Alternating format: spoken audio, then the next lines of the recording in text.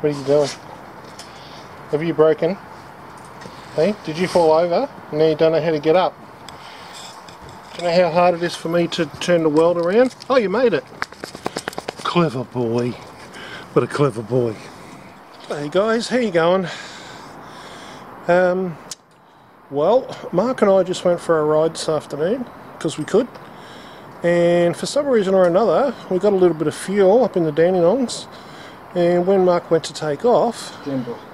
Well, we're in Gembrook, I'll be corrected. When we went to take off, Mark's clutch just pulled right up, but nothing happened. So we're just having a bit of a look now. And so, as everyone knows, clutch cable here it is. Clutch cable comes off here, goes through there, handbrake, the lever pulls it. Now, I believe what's happened is that somewhere down where Mark is, that end, this outside bit here has pulled through, so effectively shorting the cable and allowing him to pull it right up. So what we're doing now, just swing over his shoulder here, is we're undoing the bracket support that holds that cable near the arm here. So that's the arm that swings, mechanical arm that swings in. So Max is going to undo that, and we'll put the cable through and then have a look and see why it stopped working.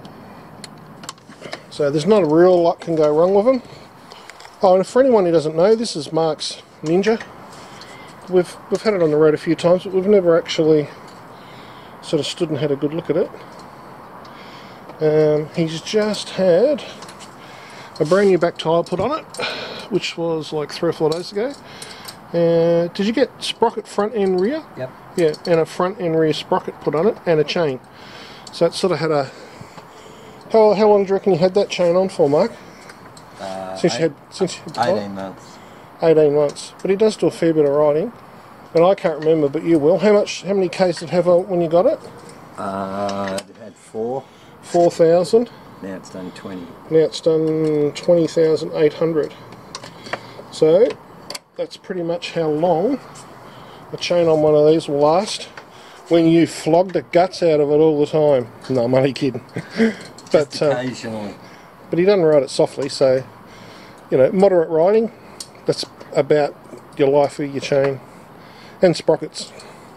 You probably could have got a bit more out of the sprocket, but I guess while you were there, you had it all done, so it's all fresh. Well, we got it back from Gembrook without a clutch. Yeah, without a clutch. But Mark did say to me the other day that he could actually tell the difference from the old chain and sprockets to when they put the new ones on. Everything just felt a lot sharper, a lot more crisp. So there you go. That's what happens. So yeah, so we just brought this back from Gembrook. No clutch, which isn't a huge deal, but getting in and out of the traffic and lights and stuff like that. Timing the lights. Timing the lights, yeah. Slowing down, timing the lights. So anyway, we've got it back and we'll get the cable out. And we'll tell you what it was that caused the problem. I've checked the clutch to make sure that it wasn't the actual clutch. So if you don't mind just for a sec there, Mark. So I brought that all the way back over, and then we put a screwdriver in there and then engaged the clutch and then started the motor, put it in gear, and everything worked okay. So I know it's not the actual internal side of the clutch, it'll be the cable. So alright, we'll let you know how we got on. Get on. A cup of coffee here. So we ordered another cable, which is not a big deal, but then on inspection, this cable, well, one, it's not broken, and two, we can't see where it's shortened up to have made the handlebar, or the lever, pull all the way in. So we're a bit puzzled. So there's a couple of things it could be. It could be the clutch arm inside, the lever on the clutch is bent, or something slipped within the cable, making it do that. Now I've pulled the fairings off, so I can have a clear view of it. And what I'll do now is run the cable back on, a new cable back on, and then have a look to see if it still does the same thing, if it pulls right back. And if it does, we'll have a close film of it and we'll see what's going on. And if it does, well, I'm going to probably have to take the side cover off of the clutch mechanism and have a look there to see what it is. So we'll push on and get this cable on, and then we'll have a look at it and find out exactly what it was. I mean, other people that own these bikes may have had the same thing. There was no warning. It's not like it sort of started to wear or got crunchy or anything like that. It just went all of a sudden. So interesting to find out what it was. I've had a look on the internet, you know, guys post different things. Haven't found anything that did exactly this. So I've seen clutch changes and things like that through just wearing them out. But this, I mean, this bike's only done, I don't know, about 7,000 k's or something. So it's not a worn clutch, and Mark, who rides it, doesn't ride the clutch. He's either in or out. He doesn't do that. So we'll have a look, and then I'll get back to you and then let you know exactly what's going on, and show you what I found while I'm doing it. Alright, well, we'll see you a little bit later. Alright guys, we're back with the Ninja 650 doing the clutch for Mark.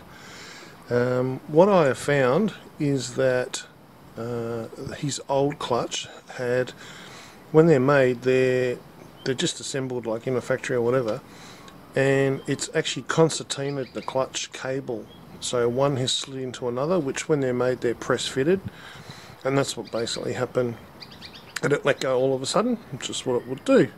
So anyway, a couple of things here. I'll show you where it goes on, and there's another little interesting fact that I'll show you as well. So here we go, have a look at this.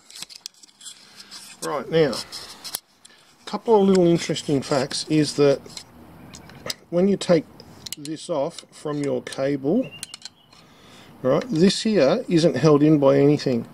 That can actually float up and out. There's a big long shaft goes down to about here. So that will come out if you rotate that around. It pulls out. Now there's a thrust washer there, and then there's a bearing in there. So be careful of that thrust washer. And this spring, which keeps it in tension, wanting to push back.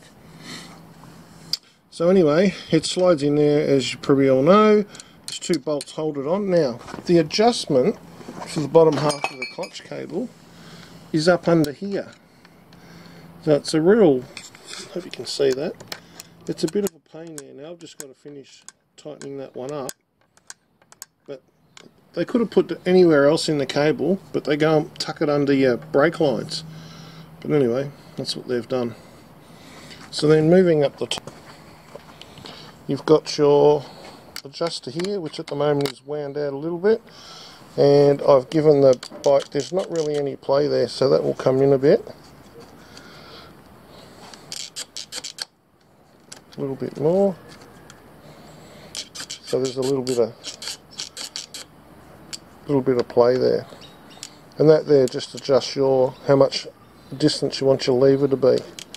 So that's on 4, it's out a bit. If you bring it back to 1, oh, 1 might be the furthest out. Yeah, 1's the furthest out. So anyway, there's a little bit of play there, which is what you want, because you don't want it sitting on the clutch. And that basically finishes the job off, other than I've got to put it all back together again. I was just looking on the 1000. That's pretty much the same setup on the 1000. So there we go. I'll put it all back together, and we'll give it a quick test ride, and then we'll thumbs up, and he's ready to rock and roll again.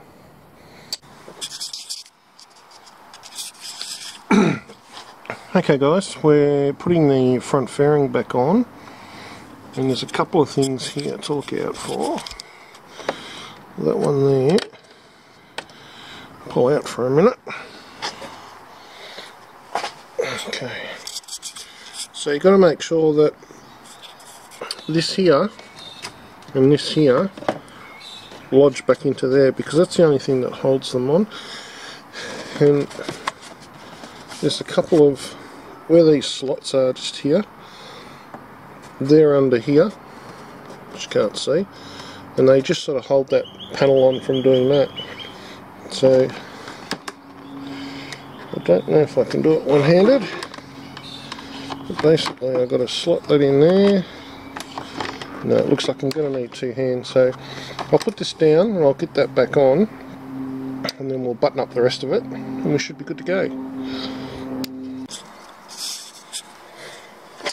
Okay, these little marks just in there, that's what the fairing, whoop, that's what happens when you lift it off from there. But those little marks in there, they sort of help the fairing just locate again. They don't actually hold it in place. So I'll just have to stop for a second while I can, oh no, there we go, got it lined back up, put that back on top. So, and now it's just a matter of, this is more for people that have never had to do it before.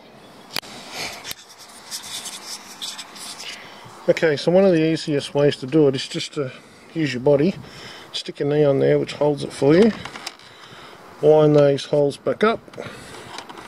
Now there is another cover to go on top of this one. That's just an external power unit that Mark's got for a cigarette lighter and so forth. Okay, so that's pretty much what they look like down in there.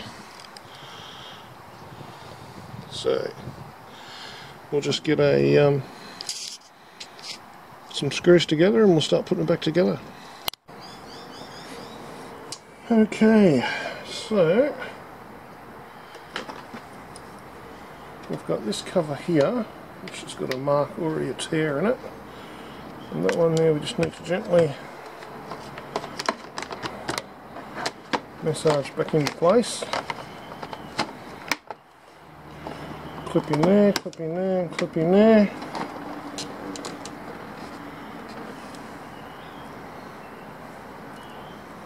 Now some of these washers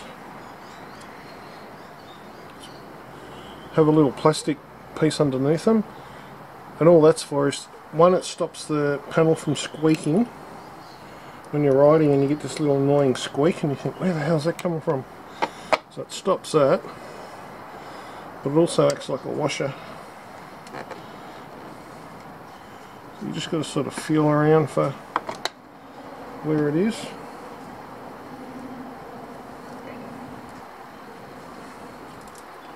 Okay, I've got a couple of big ones there, so I'll put them in there for a minute. Out the way.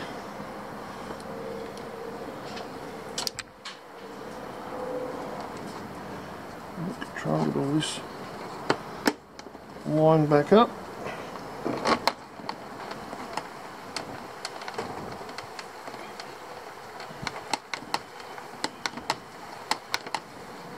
And that basically holds all the dash together as well. A lot of it clips in. There's a spot over here I can see that's not clipped in yet.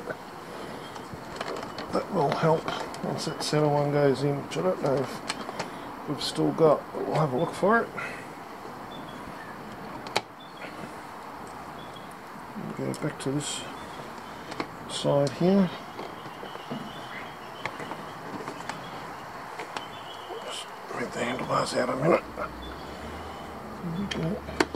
You can sort of locate the hole with your Allen key. You can pretty much see that. Drop our bolt back in.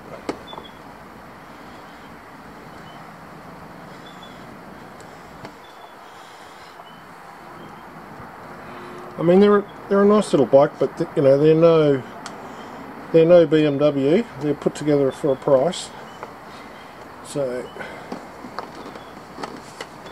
but we all know that when we buy these types of things. It's not till you step up to the more expensive motorcycles that they are a little bit more focused on quality rather than quantity.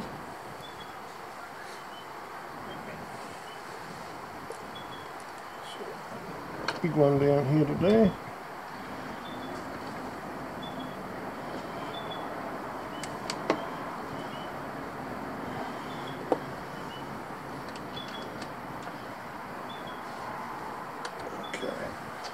Right, I've got 2 left there, so I'm going to guess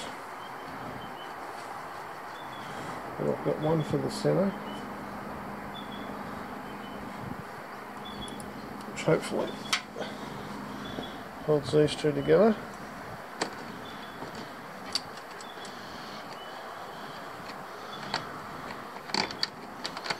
Yeah, I think that might happen. I don't think there's anything actually under there to support it. So, alright, I'll have a look at that later. Make up a clip for him. Alright, so I'll just run through. You can see that there's 1 here.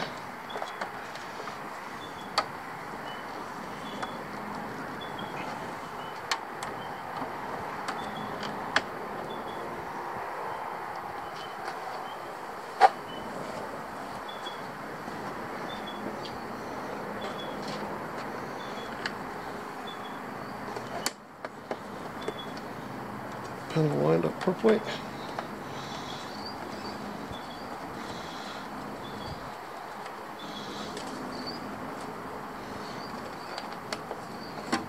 On the 1000 over there, it's got a button down here. You push and the screen comes up.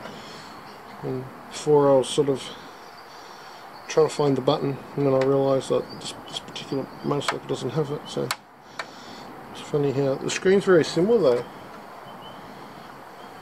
Yeah, it's fairly similar. So make sure you don't scratch the glass when you come around the top part with your tool. Alright, that's that part done. I've got a big one to do down here somewhere.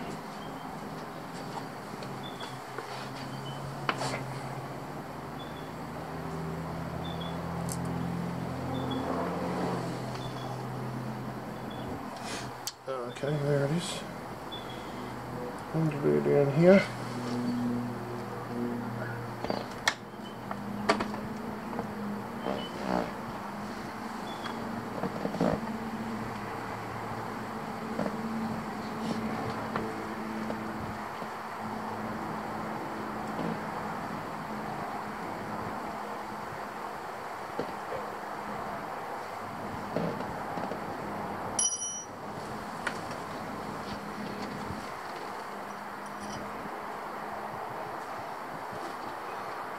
Okay, the bottom fairing to join back together.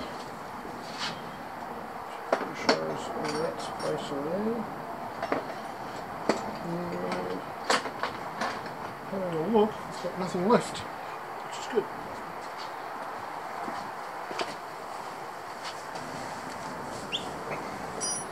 Now I've got a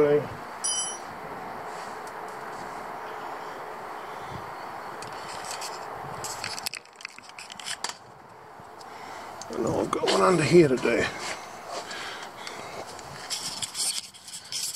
Up under there.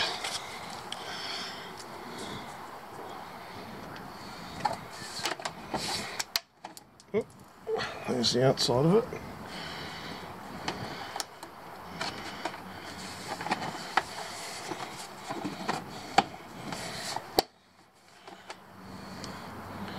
So one to go in there.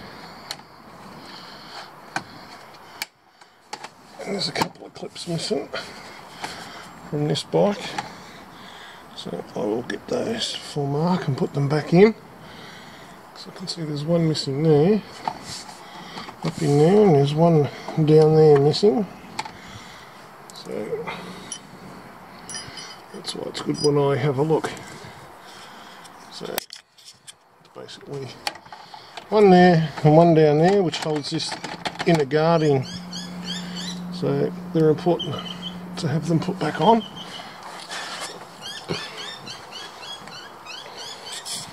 So as I've got to go down the street later, I'll nick into the motorbike shop and pick a couple up for him. Hey guys, how you going? I just pulled up here on our ride this afternoon. I just thought I'd show you this sort of scenery we're cruising around in, Mark and I. It's You can make up your own mind what you think of it. Here you go.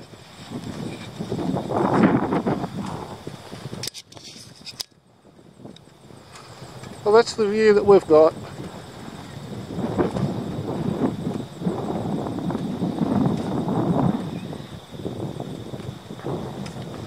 Even the road we're on is not that bad. Won't show you what Mark's doing right now. But have a look at that. Pretty spectacular. Not that you can see it, but in the distance right down there where it flattens out, that's the ocean. So I'm pointing it sort of towards Phillip Island, about that direction. So remembering this little ride today, this was just inspired by finishing Mark's clutch and have given it a ride. So we've it's all working great. So, but I just had to pull over and have a look at this because pretty bloody spectacular. And as soon as we're in the middle of this coronavirus, you can imagine out there, they're not thinking about that at all, are they? Yeah, much better things to think about than that.